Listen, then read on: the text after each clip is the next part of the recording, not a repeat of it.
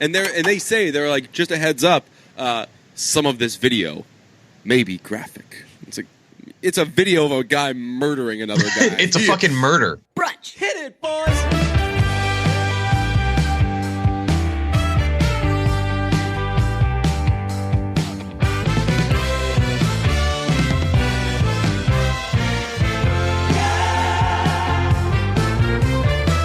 A little inside the brunch studio, we have a new pre-show ritual that we just did. What is that? Looking up YouTube videos? We get hyped for the show by watching the video of Stephen A. Smith saying that Lamar Odom was on crack. If you haven't seen it, it is one of the best YouTube videos that probably exists on YouTube. Yes, it resurfaced a couple weeks ago because it was the 1-year anniversary of him doing it. So I watched it probably like 200 times on Twitter that day, and I don't know why. We'll talk about it in a second, because Stephen A. Smith is in the news again. So we looked that up, and there's a video where someone like edited Stephen A. Smith talking about how Phil Jackson signed Lamar Odom, who was on crack, and it is golden. It has this video, which was edited, has like 900 views. We're going to get it up to a bajillion. Only 900? Let's see, this one. Yeah, 931. I guess that shouldn't be super surprising because the only video that I'd seen of that clip, I think, is the Deadspin one where they just play it over and over and over again. And they slow it down every time. But was on crack. But this one should be the most famous one of that clip on the internet. Yes. Because it is so fucking funny. Because it's like you mentioned to me, it has great editing. Yeah. They zoom in on Stephen A. Smith, and then immediately after they zoom in on Max Kellerman, who has the funniest face in the goddamn world. They zoom in on him and slow it down, so it's just like the most dramatic thing in the world. Honestly, I'm hungover. I worked today. I should be in a terrible mood, and I am giddy. I am so happy right now just having watched this a million times. It's the funniest thing in the world. But Stephen A. is also in the news today because he said memes, and guess who doesn't say memes right, Stephen? All the way out here in L.A. where I'm at right now, everybody's talking. Oh, my God, just do away with the NBA. You've got memes on Twitter with Adam Silver. You've got memes.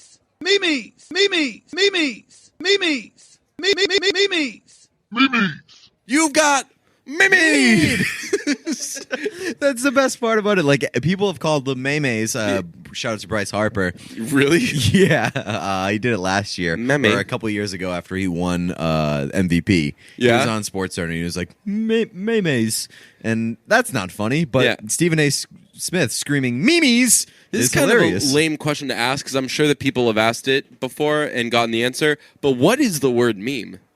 No idea. Did that exist before memes existed? Meme? No, yeah, I don't think like so. Meme short for like internet meme? Like were there once? No, because going viral was never a thing. What does even Let's. I'm gonna meme etymology. Mm-hmm. Wow, that comes up on autocomplete. It's Greek, and it's that which is imitated. It's the word meme. Sure, yeah. Well, Merriam-Webster has it as definition of meme: an idea, comma, behavior, style, or usage that spreads from person to person within a culture. That makes sense. That's a perfect definition because if somebody asked me to define meme, I'd be like, you know, when you see it. Yeah, basically, yeah. I could not define. It is a behavior, and an idea that spreads from person to person within a culture, and that culture is the internet. It says pronunciations: meme and memes. Meme. What do you say? You've got memes. How's your big dick energy? Fucking the same as it ever was. Cruising? Yeah. I still got blonde hair. Yeah, just hustling and bustling with that blonde hair. You've got some big dick hair energy. Does it look a little lighter? It does. I put some more sun in it when I went to the beach today. Wait, no, it doesn't look lighter. It looks darker. Oh, really? Yeah, your hair is growing at a... I thought... I don't know what light and dark means. It's growing at an alarming rate. Is it, or am I just putting it up higher? Oh, I don't know. Maybe that's it. Yeah. You know what I was told today? What? That I got, hey, DJ, you look tan. Really? And I said, hey, cut the shit. Just say what up next time. Just say hello. Was it because you went to the pool for the 4th of July? I actually probably did get some color or whatever. I was in a pool for the 4th of July. Holy shit. I forgot about pools. Pools are unreal. You look like you were on like a roof deck pool? Yes. It looked fucking unbelievable. Yeah. Yeah. There was a shitload of people there. So we did a thing. It was, we were texting about what we were going to do 4th of July, blah, blah, and I said in the group text, I said, I think I figured out my 4th fit. And one of my friends responded and said, damn, man, I haven't even come up with my 2nd outfit. Oh, nailed it. Which was a great joke, and then that turned into, we were like, yo, should we do 4 outfits? And the plan was for us to have 4 different fits on the 4th of July, and then one of us would post pictures of it with the caption, can't have a 4th fit without a 1st, 2nd, and 3rd fit, and that was going to be a really cool thing. And I don't think we took enough pictures, we forgot about it, but we did wear a bunch of different outfits, and it ruled. I mean, the execution of that would have been great if you had followed through on it. But that definitely does seem like an idea, especially on the 4th of July, that sort of deteriorates as the day goes on. Right, because you're drinking. Yeah, at a pool in the sun.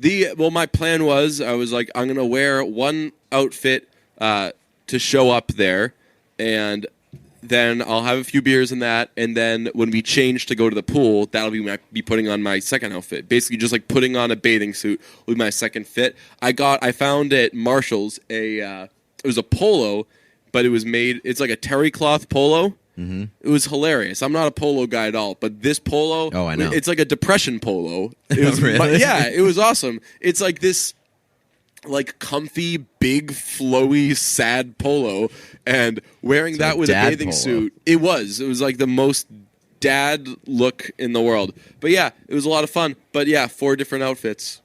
Yeah, that you didn't wear. I wore 2 others after. Wait, did I? No, I only wore 3. Yeah, bummer. But that wouldn't that can't have have a 4th fit with only 3 fits? Wouldn't that have been a dope ass caption though? Yeah, I mean, now you have to wait fucking 365 days. You know why?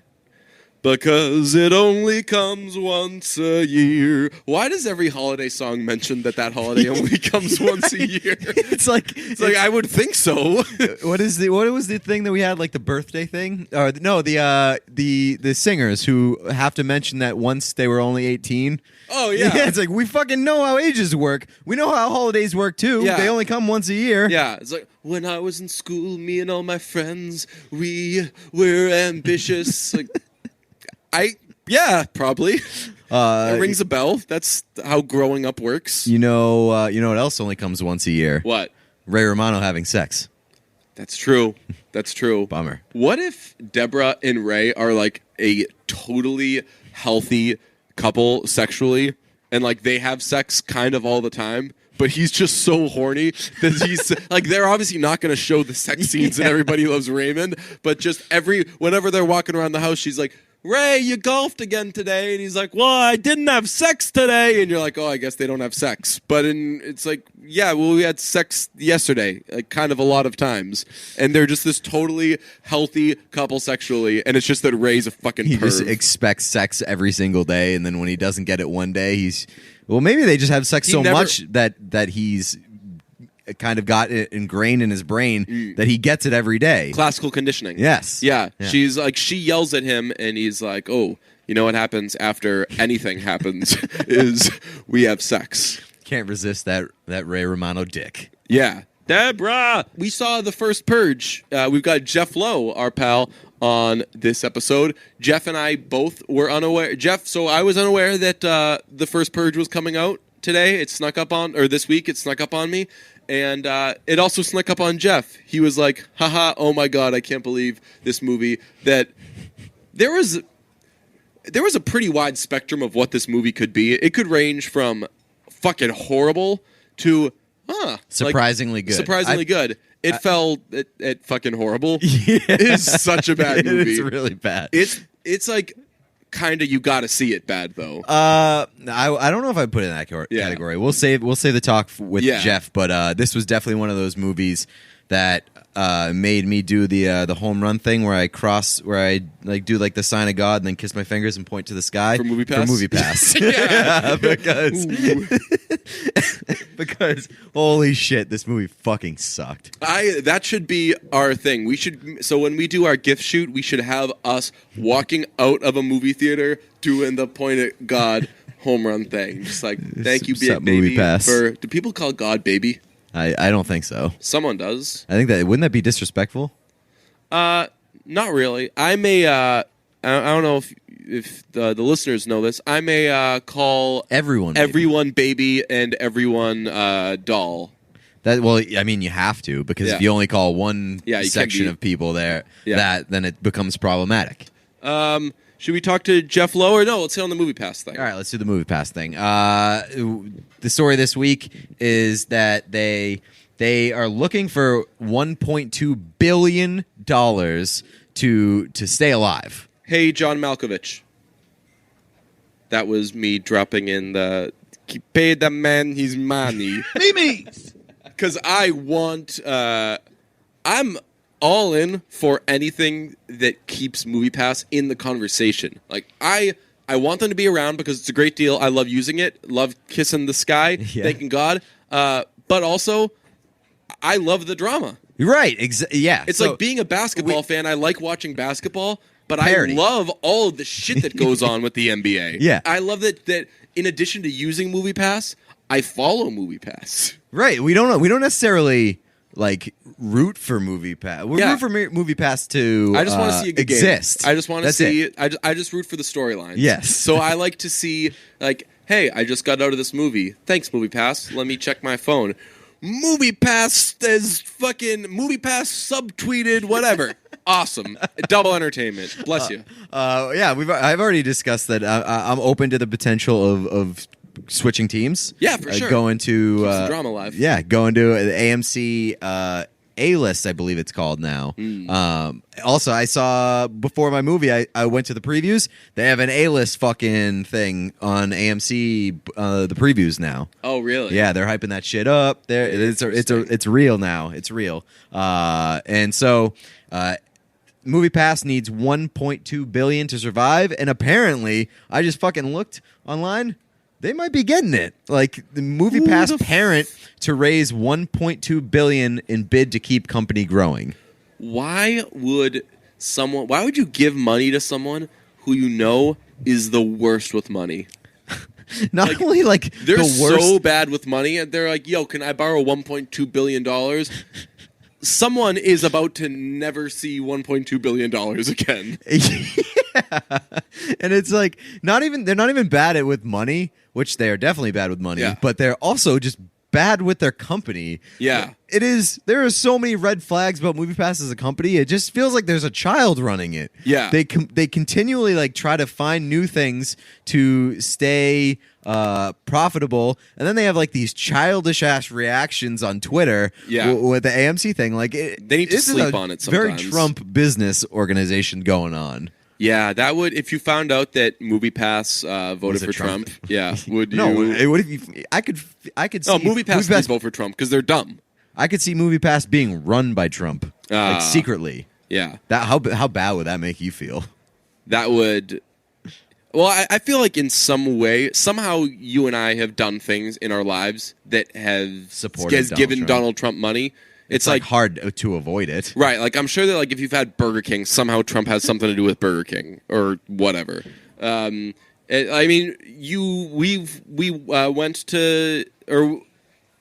we at some point have maybe paid money, whether renting the movie, buying it, whatever. We saw Home Alone 2. Yeah. That made Trump money. Mm-hmm. So, yeah, problematic on our part. Shit.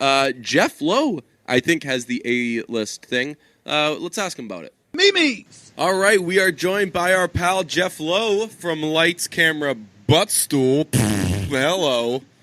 That was good. Yeah. Wow. You ever get that?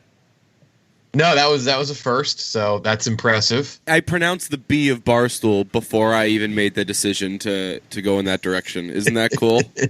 You can just That think is on the fly like that, right off the dome. Joke on the fly. Yeah. Speaking of pronouncing the B, let's pronounce the A as in AMC A-list. You have that, right? I do have that now. Can you give us a little rundown on that? Because we're big MoviePass followers as much as users. So wait, what theaters do you go to? Do you go to an AMC? Yeah, we're AMC guys. How often do you go see a movie? You guys go to movies frequently. Yeah. Basically every movie that comes out. Yeah. Okay, so Yes. how much are movies in your area? Like $12, yeah. Oh yeah. Okay, so you got to switch because here's the deal. If you don't go to AMC, then if you split your movies, then MoviePass still makes sense. But we literally only go to AMC. And so it's $20. I sound like a fucking AMC show. It's $20. No, we're seriously a MoviePass show now. All we do is talk about MoviePass. The big difference is that so I pay $9.99 a month. I can go to a movie a day. That's great, right? Mm-hmm. But at least once a month, I'm paying, and this is the big difference. I'm paying to get, this week Ant-Man and the Wasp, Jurassic World. For opening night movies, I'm paying $16 anyway because I'm not gonna wait. I'm not gonna risk MoviePass showing up on the night Avengers comes out that I'm gonna get a seat that isn't me looking up from the front row. So I do that once a month anyway. So I'm really paying factored in $25, and then I don't kill for IMAX, but I would like to see IMAX now and then. And so AMC, you get 3 a week. It's $20.99 or whatever, $19.99, and then you can pick your seats in advance. That's a big selling point. That's me. You can get advance tickets too. Yeah. So the next big movie comes out advance, you can use your AMC A-list to do that. You can do double features because you too, get, can't you? Oh yeah, you can do 3, and then you can do repeat if you want to go see something again. And what I figured out too is that you have your 3 slots for the week. But say I fill up all 3 for this week, but then there's a movie coming out in 3 months that I want an advance ticket to. You have 3 extra slots. That's an extra queue. So you can keep that movie. That movie won't take up that movie won't take say we're in next March and Avengers tickets come out. When I get that ticket for May, it's not going to take up one of my slots every week. It's going to be in my queue. So if you only go to AMC, there's honestly no point in still having MoviePass. That is that's a good pitch. Yeah, that is a good pitch. And as someone who has both Spotify and Apple Music, let me tell you what I'm going to do. I'm just going to get that in addition to MoviePass because I need. Pete and I are in agreement that regardless of whether or not we're using MoviePass, we need MoviePass to be kicking around and in the news, or at least trying to make a comeback. Because if I can't get someone to send me a MoviePass story every 3 to 5 days, then it's I might as well fuck myself. Also, even if we're on AMC A-list and and MoviePass is still around, it keeps A-list in check. Yeah, it doesn't allow them to bump up the price and be $50. No, which is the rumor that may happen. And you didn't even ask me if I canceled MoviePass. Did you cancel MoviePass? No. Oh yeah, right. For that reason? No, so I may end up doing it, but for now, I think for me, the most if it gets past $50 a month, then it becomes not advantageous for me. Something like that. So it would take a lot of money for the subscription for it to not be worth it for me, considering the amount of movies we see. And same thing for you guys. So I'm not going to cancel it for now. If there's anybody in the world that it makes sense for them to have both MoviePass and AMC A-list, it is Jeff Lowe. Yeah. Yeah, I haven't decided how many. I'm going to see this movie tomorrow. Hold on, what's the name of it? I keep forgetting the name. There's a movie that has a similar name that came out not too long ago. It's Sorry to Bother You. Oh yeah, yeah. Which apparently some people are saying is the best movie of the year so far. Yeah, that's been Get Out. Yeah, it's I forget Lakeith Stanfield. Yeah. That movie's been hyped like crazy. Oh yeah, and it has Tessa Thompson's in it. Armie Hammer, because Armie Hammer's got to be in every other movie. Yeah, isn't Danny Glover in it? Yeah, he's in it. Terry Crews is in it. Yeah, and the voice is Homeboy, David Cross. Yeah, David Cross is one of the voices. He's the white people voice. Who's the kid that Armie Hammer tries to fuck in that movie? Yeah. Ooh, that's tough. I don't know. I haven't seen it yet. Does he fuck a child in that movie? I had a good movie. Oh, you guys have awesome social media game. You guys make everything into memes, as Stephen A. Smith would say. a good tweet for you guys to send would be if you could waste $1.2 billion to help any movie franchise, what would it be? Because MoviePass just got $1.2 billion to continue being bad at money. Well, they got a $1.2 billion pledge. Oh, Or so they, it's like when people to raise. It's right. It's like when people PK say that Subban. PK Subban donated $10 million. No, he fucking didn't. He did a great thing. He did not donate $10 million. Why are we just lying about that? Crazy. Yeah. So you saw the first Purge, as did all of us, and let's get this out of the way before we jump into anything. The Purge started. That franchise started as like, here's a social science fiction movie. This is a makes you think kind of thriller. And was it the best movie in the world? No. But it was a real-ass fucking movie with Ethan Hawke and I'm sure another person. And it was a fucking thing. It has devolved, as all these horror franchises do.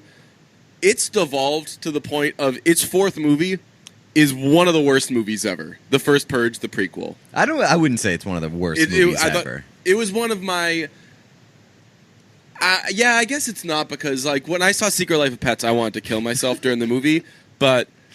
And I wasn't that upset during it, but I was like, man, I remember when The Purge was exciting and good. Yeah, I mean, this is going to make a lot of worst of 2018 lists, but it's not one of the worst movies of all time. I'll agree. Yeah, I mean, it's not gonna. It may not even make my worst of 2018 list. I mean, I have it pretty. You'll get my first score for this movie. This is an exclusive score review on this show. Shit. Whoa. Yeah. There's a lot of yelling going on in the apartment above me. It's very strange. That's 'cause they just all right. found out you're Anyway, about to They're leak that watching the score, first boy. Purge, Yeah. So I just looked this up. So The Purge, the first one, it was Lena Headey. She was the other actress in it of note. Everyone else is beyond irrelevant, except for Ethan Hawke. The Purge obviously, if you listen to our show, you know we fucking hate Rotten Tomatoes, but we do reference it because it's the most mainstream. Hate Rotten Tomatoes because of it's terrible. Yeah. The Purge has the house. That's another episode. 38% The Purge has on Rotten Tomatoes. Anarchy, which I actually liked the second one better than the first, has 56. Election Year, which is the one that came out 2 years ago, has 53%. And this one has 52%. That many critics like approved of The Purge less than these. That's wild. That's crazy. Maybe it's to me. just a conditioned thing. Like at this point, they're bound to accept The Purge, right? Whereas like the first one was, they're coming in fresh and they can have more room to like hate it. Now they've resigned themselves to accepting that this is a thing. I don't dislike that take, by the way, that the second one was better than the first one. The issue that the Purge franchise has is that they did what Saw did. So Saw, its first movie is these two guys are in this trap and they're trying to figure out what is this, who's behind this, what's going on, and also if you don't figure this out and get out of there, you're going to die. So it's like a very kind of fresh concept. And then the second one is a bunch of people are in a house of horrors. Cool. The third one is a bunch of people are in a house of horrors. Cool. Fourth one, fifth one, sixth one, seventh one, eighth one. So they make the second one a little different than the first one, and then every other movie's the same thing. That's what The Purge did. The Purge is a rich family is in a house that thinks that they have the best security. Turns out it's a sham. People can get in, and they do, and they kill a bunch of people. And it's a scary thing. There's someone around every corner. The Purge Anarchy is everyone's on the streets. They don't want to be on the streets. Third one is everyone's on the streets, and they don't want to be on the streets.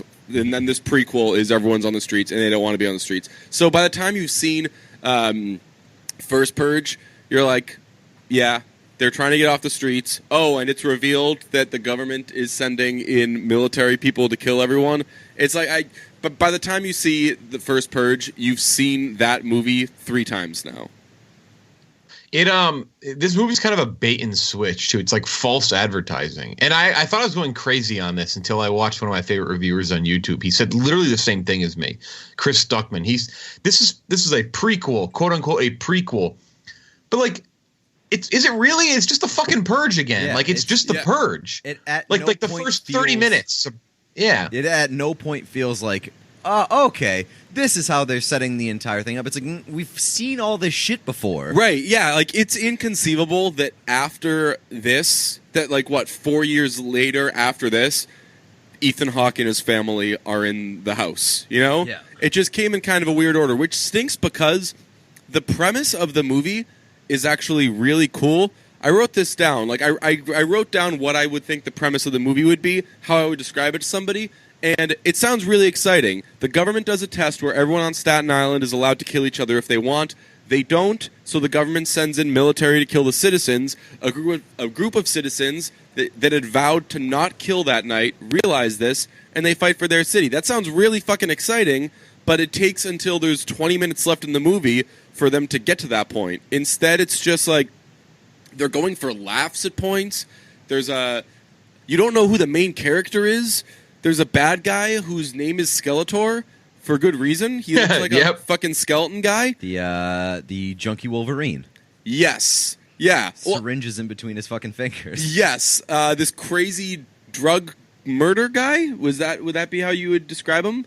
Yeah. He's like into drugs and murder. That was like that guy felt like a fucking comic book villain. Yes. And was so out of place in that movie. And he just goes around. So they have the purge, and they're trying to figure out. So this is the new founding fathers have just risen to power, and this is their idea that they want to do. And they pay people to stay on Staten Island for the night, and everyone's like, okay, we just won't kill each other, and we'll have parties. This Skeletor guy goes to the party, dances with people while dressed like, as you said, junkie fucking Wolverine, and kills them. That was so ridiculous to me. Like that character made me cringe because I feel like a whole draw of the Purge is that like this is a real thing that could possibly happen. Average Joes are going out it's and like, killing what would people. you do in this situation? Right. And then they bring out this fucking character who is like like I said, he's like a fucking comic book supervillain. Yeah. With like who is like a junkie, and that made me I was like, are you kidding me? My favorite thing about the movie is that this is set in 2014, which is the past. Yes. And they have technology that does not exist in the present, which is now and way after the past. They have hologram contact lenses that you put in your eyes to make your face glow. I thought that was such I forgot about that. That was, at first when he put them in, I was like, yo, this movie's going to be dope. And then after they were in for like 2 minutes, I was like... They served no like functional purpose at all. Well, they told people that it was for watching... Yeah, for recording it. But in reality, it's like, where are the people that we told we'll give money to if they do this? Cool, let's kill them. And they track them. But it stinks because... is his name Elon Noel? I don't know how to pronounce his name, but Daniel from Insecure... I have no idea. I thought that like you could make a fucking sizzle reel out of his performance. Oh, he was really good. Yeah, and I thought that the idea that like him and his crew, they're ex-military who are currently drug dealers, so they have the thing of like almost like the Liam Neeson Taken thing, where it's conceivable that you could have this person like walking around everyday life who is, if he wants to be, a fucking killing machine. That was cool for the purposes of a movie like this. But like I said, it took until... This movie futzed around so long with, like, is it about people trying to take down, like, it had a drug no idea dealer? what it was. It had no idea what it was. And that was my first reaction to the movie. I thought it was hilarious because they spent... It feels like they spend a lot of time on...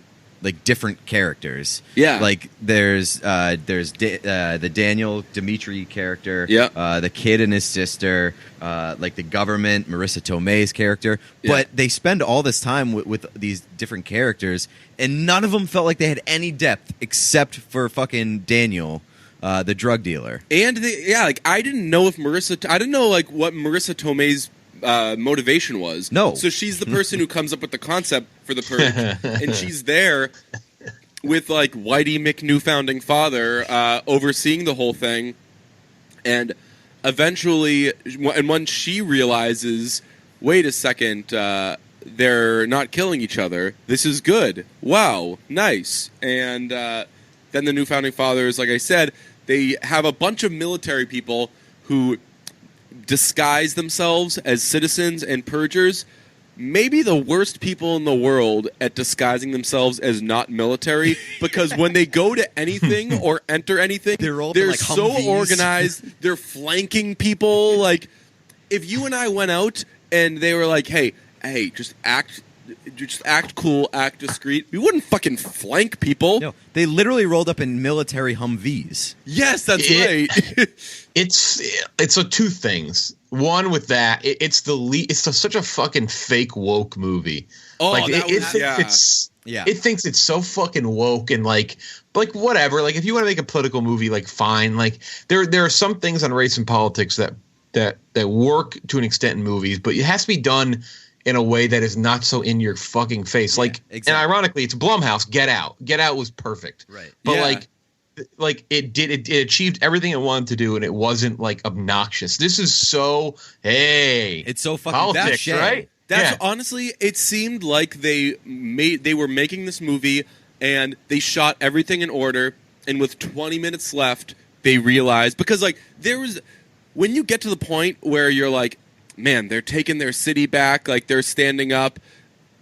By no means has this been like a building type of thing. It's just, oh shit, these guys are doing this? Okay, let's get them. And then it ends with, all right, now like we're going to carry on. And they play all right at the end of the Kendrick movie. Lamar deserves so much better than which this fucking is movie. like, I was like, oh my God, you've got to be fucking kidding me. Like, you decide in the last 15 to 20 minutes of a movie that you're now going to attempt to be like a bootleg Get Out, where, as you said, Get Out is like the most carefully crafted, brilliant thing. Like, and so this subtle, this reminded me of who got shit? Oh, Emma Stone at the Oscars when she was introducing the best director nominees, and she just like slapped on You're like the all male. Oh, and like, here are the fucking men that were nominated for this, and she got lit up because they were like, oh, sorry, a fucking black guy can't win this, a fucking Latino guy can't win this.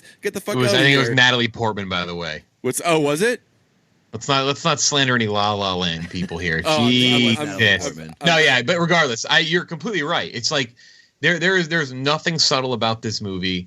It's so obvious what they're doing. They did the same thing with that fucking election year one, but this one's just more egregious. This one's more egregious because it's such a bigger failure. But I feel like most people that like and watch The Purge are going like I feel like I'm not offending anybody here. Yeah. It's like it's not a very smart audience. No. Fucking like The Purge. It's one of the dumbest things I do. They're going to watch this movie, and they're going to see it, and they're going to recognize that it has some sort of social commentary, and it is trying to be woke, and they're going to feel smart watching it. They're going to be like, yo, you should watch The First Purge. It's really good. It's got a lot of action, and it's pretty fucking woke, man. Yeah. And that is the worst part about it. And it's like, it's so annoying because the movie attempts social commentary, but like everything's a cliche. It's so fucking shallow. And it is just, it's so dumb. It is so dumb. And you know what movie gives a better social commentary?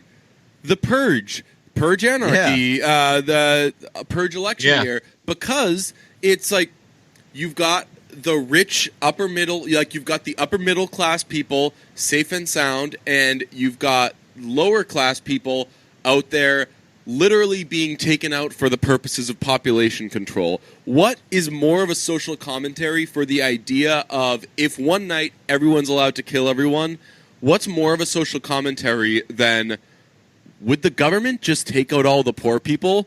And that's what they've done for the first 3 movies. And I don't know, it just felt very much like it was more concerned with coming off as woke than by actually like submitting a thought-evoking message. Right. Even the government dispatched gangs in that movie. One was dressed as the KKK. The other one was dressed as the police. Oh, that's right. And a third one had a lot of Nazi imagery. Oh shit! Yeah, that's a massive oversight on my part, because they in like the Purge movies, they go out and most of them like dress like fucking monsters. Yeah. They dress like the scariest things in the world. There was some of that in this, but like this one, like the government dispatched ones were dressed like a lot of sort of oppressive groups now. And there was a lot of and again, this takes place in 2014, so before Trump. Yeah. So this was back in much better times. And there are a lot of Trump references. Yes. There's you pussy grabbing son of a, or you pussy grabbing motherfucker. And also the new founding fathers guy, when Marissa Tomei's like, wait a second, you're using this to just fucking kill off poor people? And the guy goes, listen, I inherited a mess, which is the Trump line. So there was a lot of and I don't mind that. Like Purge election year was used to so mock Trump. Trump. Yeah. And the tagline was "Keep America Keep Great." America Great, yeah, which Trump later on fucking adopted. Used. Yeah. So I by no means do I have a problem with using these movies to mock Trump, using these movies to mock fearmongers, but it doesn't make sense if it takes place in 2014. Right, before like all the bad people came into power. Yeah, it's not a good movie. I'll probably see it 2 to 3 more times. Like I've probably seen The Purge 3 times. I've probably seen The Purge Anarchy like 10 times because we had to just do in show prep when we had QB1 on. When we had homeboy, what's his name? Matt Saracen's character, or Matt Saracen actor. What is his name? I feel like he's like a household name for us. What's his name? Matt Saracen. He's married to Kylie Sanchez. I know his wife's name. Zach Gilford. Okay. When we had... I'll take your word for it. Yeah, when we had Zach Gilford on, it was shortly after The Purge Anarchy had come out, and it was to talk about Friday Night Lights. And I feel like the first 10 minutes were like, yo... Purge Anarchy, sneaky good, huh, bro? Were there any parts in this movie that you like legitimately laughed out loud at? Yes, the first killing. Really? Yeah. So this movie again goes for laughs at points, which there are never laughs in the first 3. It's more like again like the constant what would you do, like you just trying to make you feel uncomfortable. So they open up the Purge. And a guy runs out to an ATM that's in the middle of the street and is screaming about how he's going to get his surcharges back. Yes, he was mad about getting charged by an ATM fee. Yeah, he wanted his $2.50 back. And he brought a crowbar and just was like smashing the side of an ATM, hoping that it would just open and dispense money. Here's what he didn't. Here's the thing. He was counting on Skeletor being somewhere else. Yeah. Because Skeletor was right at that ATM waiting for him and carved him up. And then when it happened, they released the video to the news to show to everybody. What the fuck? Because they were trying to encourage and the news killing. was just like, yeah, let's show this to everybody. And they're like, just a heads up, some of this video may be graphic. It's a video of a guy murdering another guy. It's a fucking murder. Yeah, like it's literally a guy killing a guy without guns. So you can use your imagination. And he's a guy who does not know karate, killing and does not have a gun, killing somebody. It's gonna be gross. Jeff, did you laugh aloud at any points in this movie? I think I was just too pissed off at it. I mean, there's some things that like I internally chuckled at, but like I'm just. I have an expectation now for these for some stupid fucking reason. Now I don't anymore. I'm done. I'm declaring it over. But every time one of these things comes out, I'm like, you know what? Maybe they're going to get it right this time because this is a good idea. Like, yes. Like the concept is good, and like I think my ideal Purge movie, like the first has some issues. Like I don't love the group of kids that tries to go up and get them because like I don't know there's nothing that you can relate to. Like the thing is they need to make this thing relatable, and like the rich aspect of the first one, like okay, that's relatable. Like you understand rich people who maybe feel entitled, but then like it was just like these weird like fucking hipsters like a really like Arcade Fire from hell. Like, that's basically what it was. Preppy. Like they were And like they're like, we want to kill this pig. Like that's what they kept calling that guy that they let into the house. And I'm like, but like what? Why? And then like the stupid son lets him through. Like they were just like that part kind of broke down because I like the angle with the neighbors, like the neighbors that wanted to kill them. Like that was intriguing. So if I were to combine, I think maybe like the second one and the first one, like maybe it's like a safe rich family. Maybe they're a little entitled. They're a little like they lack some self-awareness,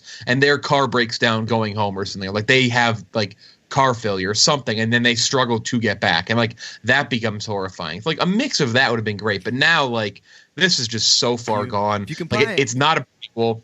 Yeah, you combine all 4 Purge movies, you might get a good movie. You might get a sizzle reel. You might get, but like I tell myself this every time. Like maybe this is the one. Maybe this is the one. And like the prequel concept was cool, but like a prequel for me typically like you know, like when a prequel ends, you're typically like, well, that was a setup for something else. Like that shitty Fantastic Four. They're like, what do we call ourselves? And he's like something. He goes, Fantastic, and then like it cuts to black. You're like, oh, I get it. They're about to be the Fantastic Four. Like this one, I expected them at the end to be like, what do we call it? The Purge, and then it just goes to black. But no, like the prequel part happened in the first like 20 minutes, and then it was just a Purge movie. Yeah, exactly. So here's what I can give them, and maybe this was accidental. This actually might be a message. Yeah, this is an accidental message that they sent, which is actually smart. That the movie ends with people in a like lower middle class to lower class area having survived this thing, and then it sets up these movies where, all right, now like now this franchise forgets these people, and it's about the middle class family. Meanwhile, this is what all these people had to go through to set this up. But I don't even think that they meant that message. Yeah, no. And I think it's funny that you say this is over now.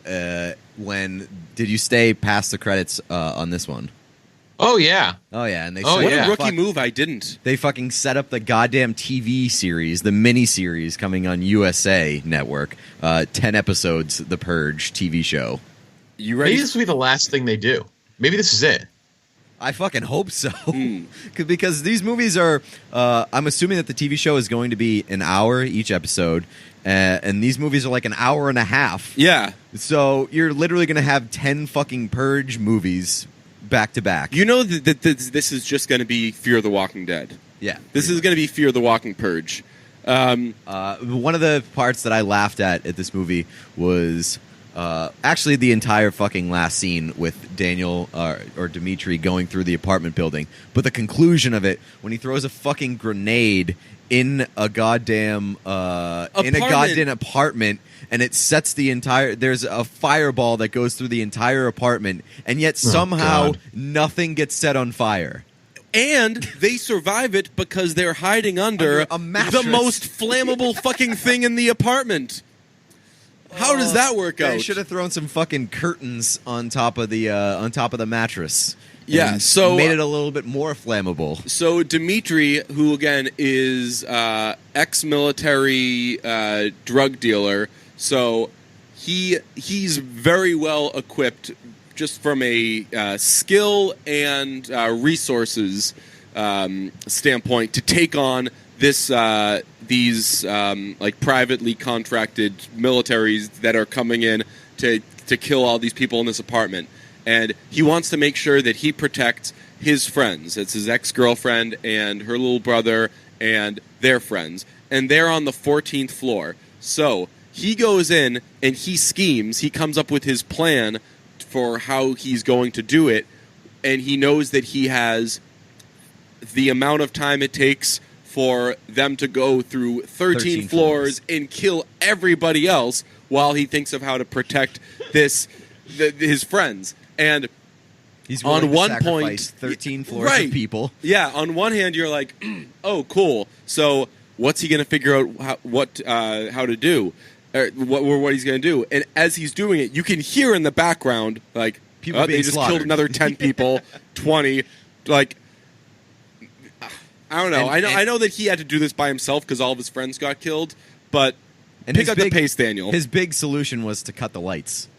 Yeah. Which is ingenious stuff. That actually was a kind of cool scene. I don't know if it made sense, but that was a cool scene. I don't think it made sense, but I did find that funny that he like sacrificed 13 floors of people to save one apartment room, and then he walks out of the apartment building and everybody in the city is standing there being like, "You're my fucking hero." Right, it's like, that wasn't on TV. Like, how the fuck do people know about like, that? First of all, that guy spent all night ignoring the purge, and then until like the last 20 minutes was like, all right, I'm going to do something about it now. Barely saved anybody, saved like one family, and then he walks out of the apartment building, and somehow everybody fucking knows that he's a hero. Yeah. Wild. That is yeah. And like I said, it stinks because just as even talking about like this guy who wasn't going to purge ended up being the hero, which it's it's a good idea, and there are some good messages that I think they could have sent and meant to send, but it was just a very poorly done movie. Yeah, like I said, that guy, he should have his agent make sure that they get a sizzle reel out of it, because there are some like, he looks like a fucking action stud in that movie. And I mean, if you watch Insecure, you know who we're talking about. He doesn't need much to look. He looked massive. Good, if you know what I'm saying. Yeah. Quite easy on the eyes. Jeff, what's your score? So my score. Well, here I'll read you my scores for the first four, first three. Yeah. All right. So the first one was a 51. The second one, Anarchy, I gave a 59. 1 point lower than Power Rangers. Just needed to throw. Oh, I only said that because it's on my spreadsheet. So, The Purge 51, Anarchy 59, and then Election Year I gave a 48. Okay. So which is 1 point lower than Pitch Perfect 3. I still haven't seen real. See that. A real classic. 2 is just too racist for me, and I think I just can't get back into it.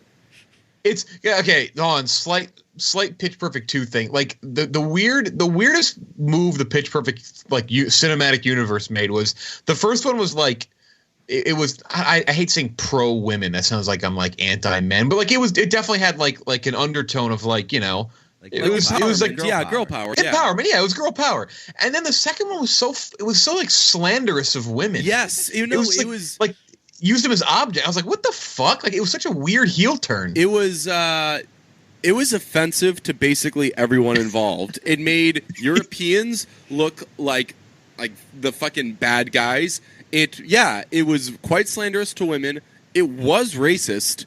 It was I was watching it. I was like, and I was in an a cappella group, so I was hesitant to see the first Pitch Perfect because I was like I never got into Glee or any shit like that, because the idea of like, oh, you're in a musical thing, I bet you guys all jump around and you sing and blah blah, and it's like, well, yeah, we fucking do, but not like that, okay?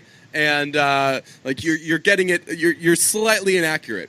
And then I watched Pitch Perfect, and I was like, yeah, no, that's exactly what we fucking do. Like that was Pitch Perfect was the most surprisingly accurate portrayal of a cappella life and a cappella culture.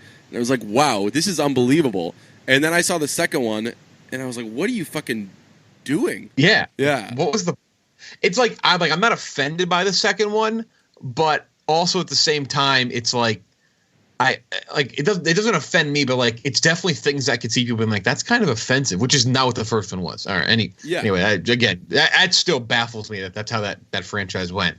Third one, not great. So the score for Purge, the first one, is that the title? The Purge, the first one? Yeah.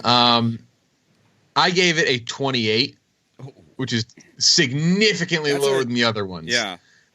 It's not good, and actually a bunch of reviewers pointed this out as well. Like I was watching some stuff. I like watching other reviewers to make sure I'm not an idiot. Like that always like helps me. Like, oh, okay, I kind of have somewhat of like a okay take.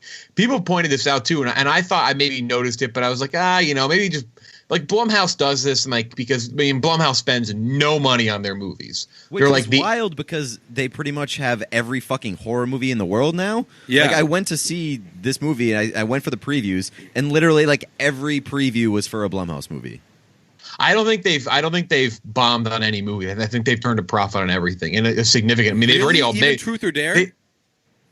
Let's look at Truth or Dare, but this one. hold on. Let's see. Truth or Dare The couldn't Purge. make much money to make. That's true. They just Oh, yeah. need So- a guy to make the faces, and that's it. First Purge cost $13 million to make. It's already made 9.3, and that's not even updated through last night. And it's only Jesus. Friday. Yeah, it's Friday when it came out on Wednesday. Wow. So by the end of the Let's weekend, see. Hold on. We got to look at. Truth or Dare. Truth or Dare. Truth or Dare cost $3.5 million to make. It made $92.5 million. Oh shit! Truth or Dare was a fucking coup. Oh man! Wow. Gio, we gotta get on that. $3.5 million. What did they give? Like each fucking actor a goddamn like Starbucks gift card, and then give like $50,000 to the guy who makes the faces. The most expensive thing they had in that movie was the pen the guy uses to kill himself. That was like a kind of expensive pen, and that's it. Have you guys deep dove into Blumhouse at all? No. And Blumhouse's thing is that they make very cheap movies and they make a profit on everything. I'm not sure. So there isn't a movie on their Rotten Tomato on their Wikipedia page where they don't turn a profit. The cheapest one that they have listed, because there's some they don't have any like box office listed. The cheapest one they have listed is Paranormal Activity. It was cost $15,000 to make. They made $200 million, which is obviously insane. But so this is I've actually never seen this, and we talk about Blumhouse all the time. This is hilarious. The second most amount of money they've spent on a movie since 2008 or 2009, I think 2006 was their first movie, was The First Purge. $13 million. That is the most money they've spent since then. However, the most money they've spent overall was The Tooth Fairy with The Rock. That's Blumhouse? Yes, that's amazing. Wow. They have a couple movies that you'll be like, wait, that's a Blumhouse? Like, there's a few in here that'll surprise you. I'm trying to find the other ones, but that's one of them. They have like two more than. Oh, Whiplash. Whiplash is a Blumhouse movie. Is it? Wow. Yeah. I didn't know this. I'm kind of a Blumhouse guy. Yeah. They made Happy Death Day and Whiplash. Those are my two favorite movies. And Get Out. This studio makes so much fucking money. Like Insidious: The Last Key. Actually, that's the third highest amount they've paid, and that was this year as well. $10 million, 167 gross. Election year, 10, 118 gross. Insidious Chapter 3, 10, 113. Split, 9 million budget, 278 million gross. I mean, they're making so much money. And like the funny thing is, it's like every other movie they come out with is good. Like it's shit and then it's good. So like Truth or Dare, terrible. Upgrade, pretty fucking good. Then they have The First Purge, terrible. So next one. Yeah. It just alternates. I mean, Get Out last year, then I'm sure they had another bad one last year. They're like Riley Smith. I do like the fact that like the Tooth Fairy is in there, because I like to imagine that it started as like a concept for a horror movie involving the Tooth Fairy, and they couldn't quite get there. So at some point they were just like, you know what? Let's just get The Rock and make him like a football player who turns into the Tooth Fairy, and they're like, all right, let's do it.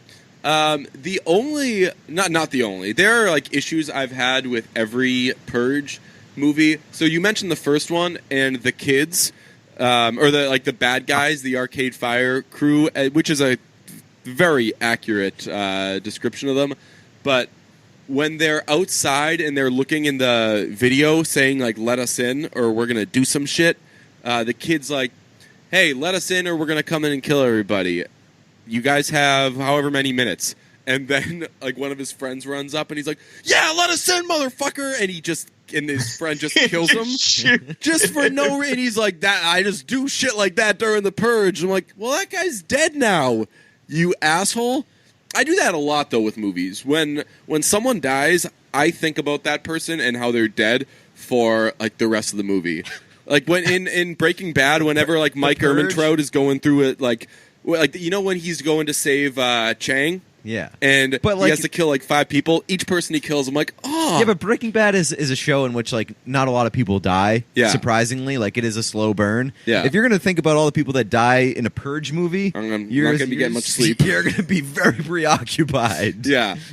Also, in election year, the little girls who want to go into the shop, she's like, the ringleader of the little girls. They're like, I don't know, 12 years old. They're brats. They're like that age. And she says She's like, all right, like, old man, we're going to come in there and kill you. We already killed our parents, and now we're going to come in and kill you. And I was like, oh, right.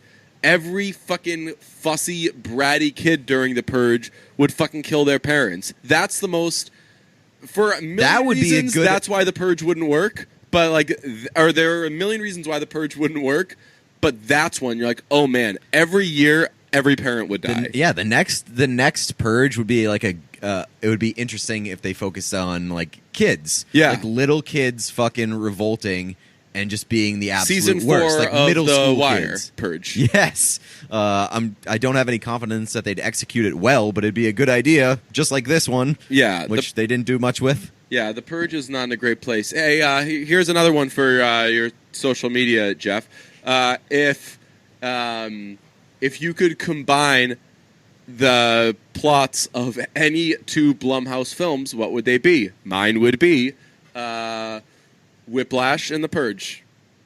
Add 12 hours where those kids can fucking go back against that asshole. Imagine that. Just kill him. Yeah, for me to probably be Whiplash in anything. Happy Death Day and Happy Death Day. I like mixing the Purge in with like things that definitely have no place with the Purge being involved. Well, I used to watch. So it is weird. Like one of my cousins watches the Purge movies, and one of my sisters watches the Purge movies. So like the only people that I have to talk about the Purge with is family members, which is fucking weird. Like none of my friends watch that shit, and we often discuss, like, what would you do during the Purge? And all of my shit would be, like, I would just find a way to try to get rich.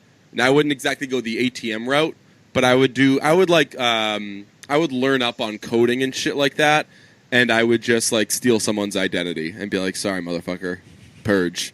I was, what do they say? I was releasing the beast. Yeah. Sorry, I had to release the beast on you, bro. I got $70,000 from you. I'm rich. This is my right granted to me by the new founding fathers of America. I mean, can we talk about how underrated the stealing angle is on this shit? Yes.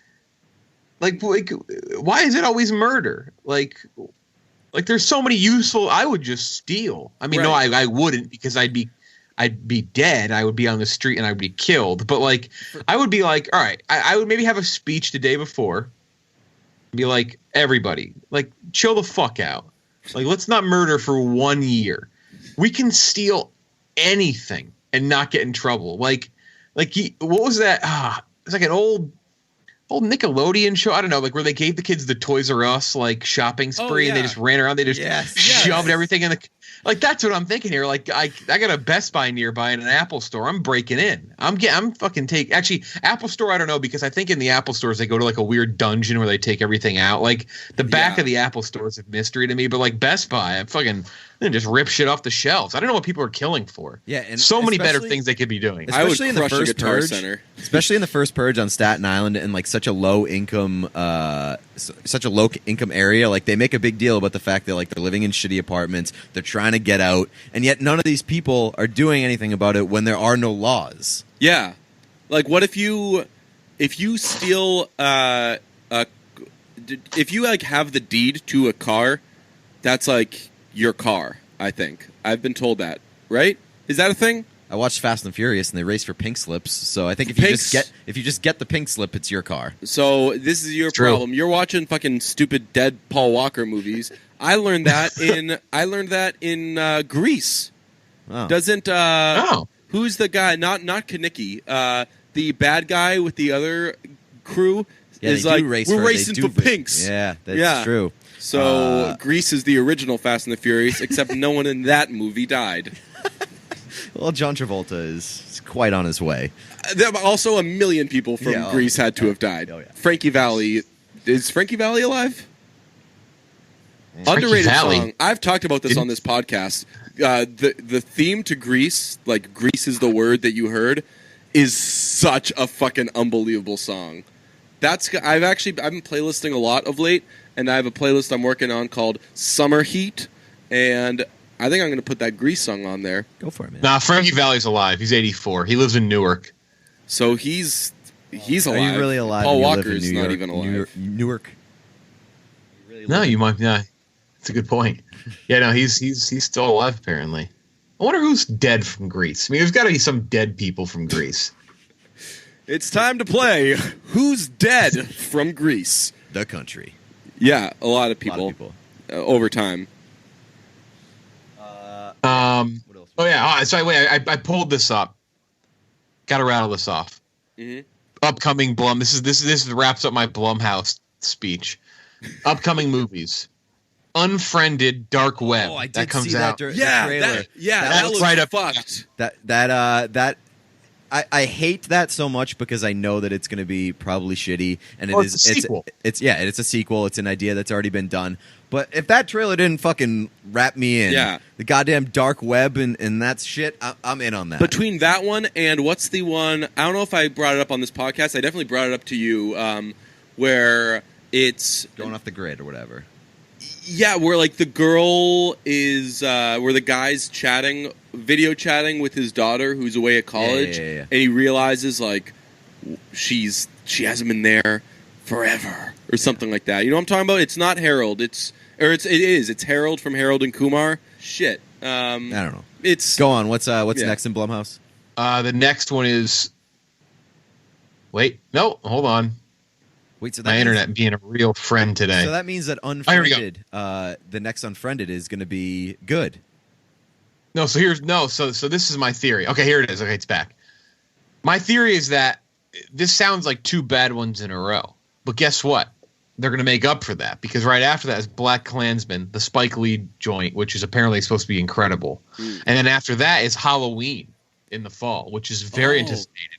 And if they don't make up for two bad ones in a row, they got Glass in January, the sequel to Split with people in Unbreakable, which people are going nuts over, and then the Jordan Peele movie Us comes out in March. So they may just be pumping out a couple good ones in a row to make up for these bad movies. I'm glad that you brought up Halloween because as a kid, those were the only horror movies I watched every time because I don't know, like the first like 5 were out, and then they came out with H2O and shit like that. Halloween needs to stop calling every one of its movies Halloween. That shit's confusing. There's like 5 different Halloween movies that are called Halloween. It's called Halloween. This one's called Halloween. Really? So you got to. Which the funny thing is, like, the Halloween timeline is like super. I wish I had the graphic. So like, this is a reboot. Yeah, this one basically like erases the last 3, right, or 4. It erases every single Halloween movie except for the first one, I believe. Oh, really? That's interesting. So it's technically Halloween is a sequel to the original movie Halloween. That's confusing. That's so fucking confusing. By the way, the name of the movie with John Cho is Searching, and it looks quite scary. Okay. After his 16-year-old daughter goes missing, a desperate father breaks into her laptop to look for clues to find her. Technology's not your friend, folks. Yeah, I think that's hilarious. That the Halloween is the sequel to Halloween. It's the worst. This has been the best, though, Jeff. This has been you bring a little je ne sais quoi to our conversation. You bring information, which we're not go without. Yeah, we do that in our like work lives and shit like that. We come here to just kind of guess, and you provide you some answers. Podcasting is his work life now, so that is true. On that, you know why? Thank you, because you're on fucking lights, camera, butt stool. Got it. That was good. Wait, was this one on the fly like the first one? No, that was after that. The first one, I was like, "Ooh, give me that next chance." Yeah, Pete and I looked at each other. We did like some like baseball signals, flickering. We're I'm gonna do that one in later. the eyes. All right. Thanks, pal. Hey. All right. Thank you. What's your next movie you're seeing? What's the next one? Well, I'm going to see Mamma Mia 1 10 times until Mamma Mia 2 comes out in a couple weeks. What is, there's nothing good I want to this see weekend, Ant-Man and the Wasp. Oh, really? Yeah, because I saw the first one, and Evangeline Lilly is, I don't often do this. I don't do Wait, did you see Infinity War? No. I did. Is she in that? Oh, Jesus. No, she's not. But I mean, like, what do you see in Marvel movies for without seeing Infinity War? Oh, I know so little about Marvel and comic book things that I thought it was pronounced Marvel, like the ice cream cake. Yeah, I don't know anything about that. I don't like Star Wars. I was so far behind that I just gave up on trying to keep up with Marvel movies. But then I watched a bunch of them because of Infinity War. And then I watched Infinity War. So now I think I'm back on the fucking train. It's good. Ant-Man's good. I saw Ant-Man last week. It's a good movie. Yeah. Eventually, and it's self-contained. So you don't need to. It doesn't matter. Like if you've seen the first Ant-Man, you're in good shape. Ant-Man 1 had. Have you seen it, Pete? No. It has one of the great laughs in any comic book movie I've seen, where because they make themselves miniature and they're fighting, and it's this big dramatic thing, and then it cuts to what's actually going on. And what is it? It's like, you know what I'm talking about? They're on a train set. Yeah, right. Yeah, they're on a tank engine train set. Yes, and it looks like this high-speed, crazy fucking thing. And then, like, they zoom out, and it's like a kid's room, and it's barely fucking moving. And it's so intense, and I don't know, you're just caught so off guard by how hard you're immediately laughing. It's a good fucking movie. I'm going to go see that. I'm excited. Thanks, pal, for talking with us. We'll do it again soon. Oh, thank you. Give Ken Jack. He just watched Paddington 2 Did he? 5 minutes ago. Really? Just finished. Ooh. Yeah. What did he say? He said it was delightful. Yes. It is a very good movie. How the fuck did it take you so long to watch Paddington 2? That's weird. You guys watch every movie, and Yeah. you haven't watched Pete's favorite movie. I know. I don't know. It's a great movie. It's really good. It's a top 10 of the year, hands down. Oh, definitely. Yeah. Give Ken Jack close to my best, and give Trill my very, very best. I love Trill. Trill's the fucking coolest. What a cool guy.